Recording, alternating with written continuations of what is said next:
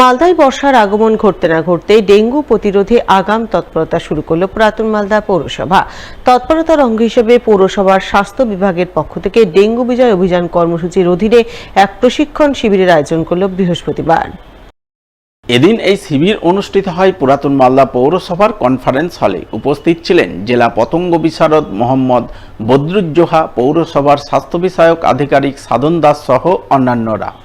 এদিন তারা পুরাতন মালদা পৌরসভার 20টি ওয়ার্ডের মহিলা স্বাস্থ্যকর্মী তথা ভেক্টর কন্ট্রোল টিমের সদস্যদের নিয়ে বৈঠক করেন। বৈঠকে জেলা পতঙ্গ বিশারদ ডেঙ্গু প্রতিরোধের জন্য বেশ কিছু পরামর্শ দেন। তার মধ্যে ভেক্টর কন্ট্রোল টিমের সদস্যদের বাড়ি বাড়ি গিয়ে জল জমতে না দেওয়া, আবর্জনার স্তূপ জমতে না দেওয়া, এলাকা সাফসুতরো রাখার উপর বিশেষ নজরদারি চালানোর নির্দেশ দেন বলে জানা গেছে। বিশেষ করে হাউস টু হাউস ওয়ার্কার আজকে ওল্ড মালদা মিউনিসিপ্যালিটিতে হচ্ছে।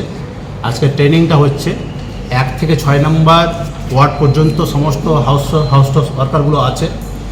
এদের বলা উদ্দেশ্য এরা যেন ভালোভাবে হাউস টু হাউস সার্ভে, ডেঙ্গুর সার্ভে যেন করতে পারে, কোথায় এডিস মশা ডিম পাড়ছে তার জন্য সমস্ত ইনস্ট্রাকশনটা এরা কিন্তু ভিসি টিমকে যায়।